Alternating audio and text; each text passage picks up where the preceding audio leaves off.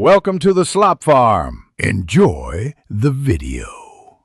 In this video, I will explain how to make a good Squarespace website.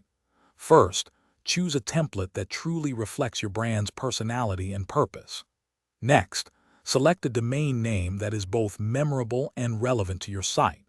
Familiarize yourself with the Squarespace interface and navigation tools. This foundational step ensures your website starts with a strong, clear direction and user-friendly structure. Now, focus on crafting compelling content and design. Organize your information logically, making it easy for visitors to find what they need. Incorporate high-quality images and videos to make your site visually engaging and professional.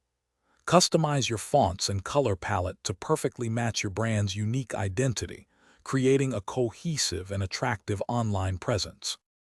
Next, integrate essential features and optimize for search engines. Add contact forms and social media links to connect with your audience. Optimize your site with relevant keywords to improve its visibility in search results. Crucially, ensure your website is fully mobile responsive, providing an excellent experience for users on any device, from desktops to smartphones. Finally, prepare for launch and ongoing maintenance.